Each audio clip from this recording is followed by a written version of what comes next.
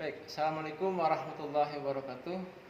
Alhamdulillah pada kesempatan saat ini saya akan mencoba memberikan informasi menjelaskan tentang simbol-simbol yang ada di simulator hidrolik workshop otomotif FTUNP. Mudah-mudahan ini nanti bisa membantu adik-adik mahasiswa dalam perkuliahan hidrolik dan mata kuliah alat berat pada saat mengambil praktikum nantinya. Dan ini juga bisa terbuka untuk teman-teman guru ya, terbuka untuk umum juga yang punya minat yang sama tentang hidrolik, pneumatik maupun dasar-dasar untuk pembelajaran alat berat nantinya. Baik, kita coba lihat satu persatu dari komponen dan simbolnya. Kita lihat dari sini. Kita perhatikan dari apa? Ini kalau kita perhatikan di sini, ini simulator, ini merupakan terminalnya. Jadi ini sebenarnya dibagi dua, bagian atas dengan bagian bawah. Ini ada dua pipa. Nah, pipa ini terminal untuk asal mulanya dari pompa ya, dari berasal dari pressure ini langsungnya dari pompa dari bawah, dari sini ya, dari pompa. Jadi kalau kita perhatikan di sini, ini kan ada tangki, nanti ini ada pompanya. Dari pompa ini nanti ngalirnya adalah setelah diatur nanti di sini. Nanti saya jelaskan lebih detail alirannya. Nanti standby-nya di sini. Dari pressure ini nanti dia akan dikaitkan kemana? Ke sistem. Ya. Yang jelas ini dibuat terminal-terminal. Nah, yang bagian bawah ini yang kembali ke tangki. Ya, jadi oli ini kalau sudah ke sistem, ke sana, ke sistem, misalkan ke sini, maka yang kembali ke tangki disalurkan ke sini, nanti dia akan kembali ke tangki ke sini lewat selang yang pipa yang ada di bawah. Baik, kita lihat simbol-simbolnya. Ini ada komponen yang kita sebut dengan pressure reducing valve ya, katup pengurang tekanan. Jadi ini kita bisa putar-putar, nanti kita lihat prakteknya. Ini ada nomor-nomor 1, 2, 3 ya, bisa kelihatan ya, 1, 2 dan 3.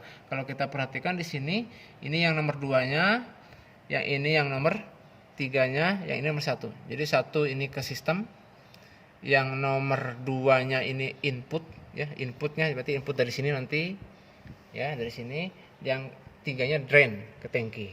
Jadi kalau kita putar-putar nanti ini tekanan yang ke sistem akan berkurang ya, akan berkurang. Itu yang kita sebut pressure reducing valve. Simbol komponen yang berikutnya ini yang kita sebut dengan pressure compensated flow control valve. Nanti bisa catat ini ya. Ini kalau kita perhatikan alirannya itu kan bisa di setel oleh ini.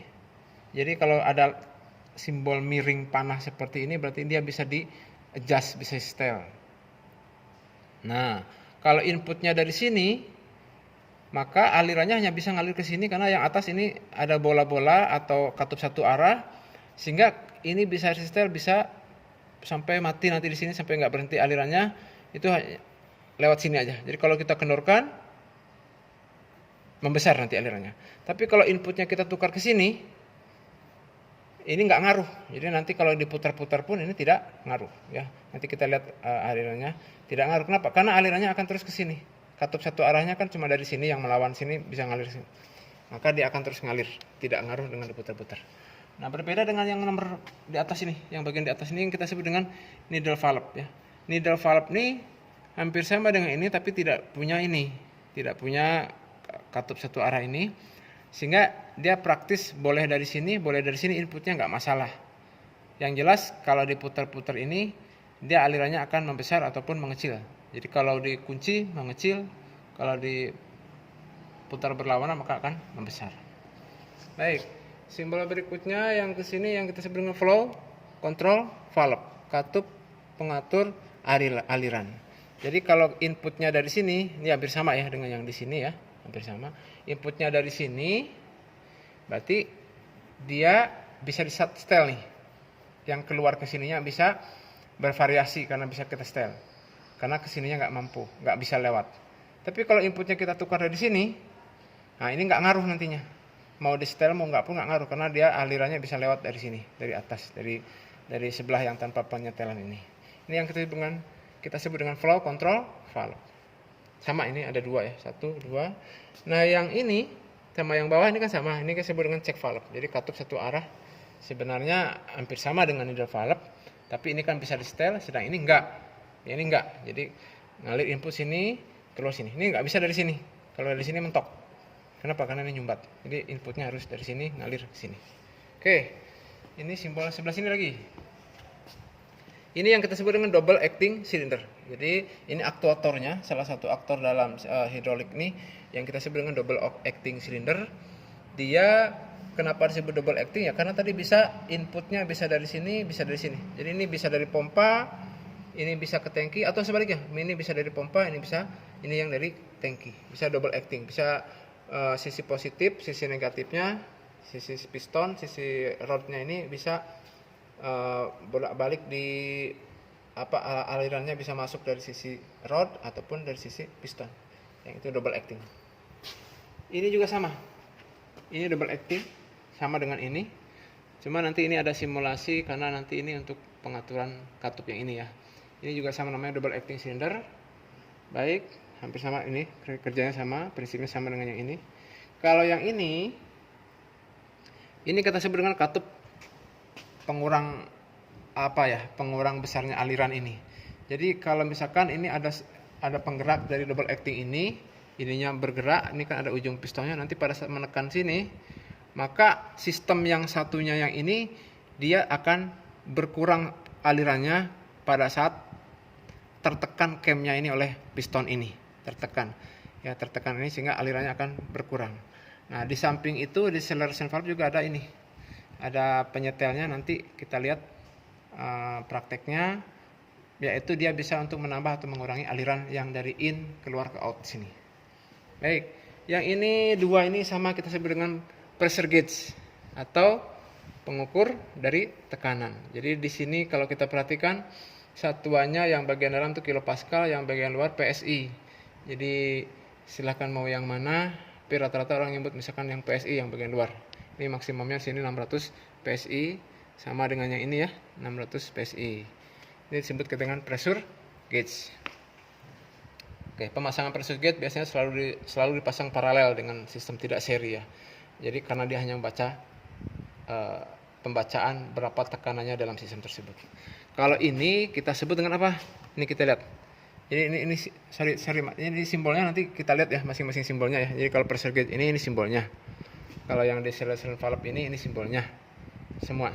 Nah ini yang flow meter untuk mengukur berapa besarnya aliran. Nah ini simbolnya. Jadi simbolnya seperti ini.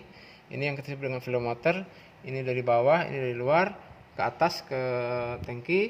Nah, kita lihat alirannya bisa kita ukur bisa galon per menit atau liter per menit ya. Tergantung kita mau melihat yang mana. Mungkin kalau di Indonesia rata-rata penggunanya pakai liter per menit, lebih paham ya. Jadi ini 5 liter per menit, ini 10 liter per menit alirannya misalkan. Ini yang kita sebut dengan flow meter. Yang ke sini ini nanti bisa putar-putar. Ini yang kita sebut dengan aktuator juga, tapi kita sebut dengan hidrolik motor. Kalau kita lihat simbol seperti ini, berarti dia bisa reversible, bisa bolak-balik.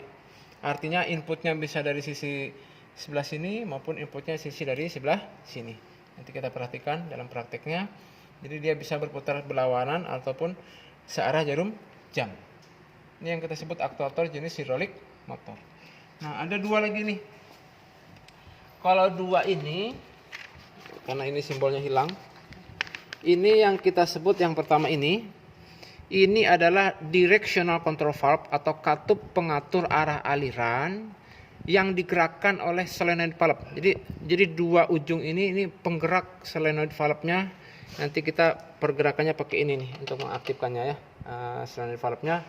Jadi kapan aktif ini tergantung dari sini ya. Dari ini nanti. Nah, kalau kita lihat dari simbolnya yang di simulator ini, untuk directional control valve yang tipe solenoid ini, yang digerakkan oleh solenoid ini disebut dengan closed center. Kenapa close? Kita perhatikan. Saat netral antara pompa, tangki dan ke aktuator ini tidak terhubung. Jadi ini tangki. Ada namanya ya. Ada huruf A, huruf B, nanti ini pompa. Jadi kalau ini pompa, ini tangki. Ada tulisannya P dengan T simbolnya, bisa kita perhatikan. Ternyata pada saat netral tidak terhubung. Artinya apa? Jadi ini nyumbat.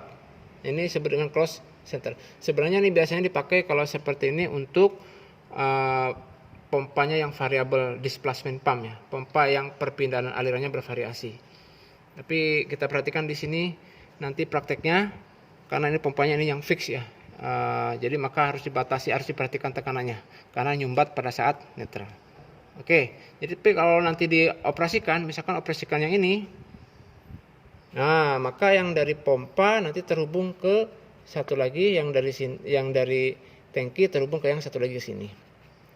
Ini sebaliknya. Jadi nanti misalkan prakteknya enaknya kalau misalkan lihat aktuator, jadi bisa berlawanan geraknya. Oke, ini yang disebut dengan directional control valve yang dioperasikan oleh solenoid. Yang terakhir ini yang kita sebut dengan directional control valve atau katup pengatur arah aliran, tapi dioperasikan oleh tuas. Nah, ini pengoperasikannya. Jadi ini netral, ini posisi sebelah kiri, ini posisi sebelah kanan. Kalau kita perhatikan, bedanya dengan yang ini nih. Ini ya, ini bedanya di simbolnya nih.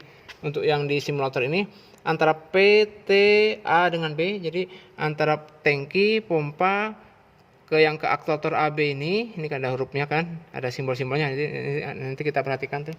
Itu terhubung pada saat netral. Maka ini disebut dengan open center. Ini tidak berbahaya kalau seperti ini, walaupun pompanya jenis fix displacement pump.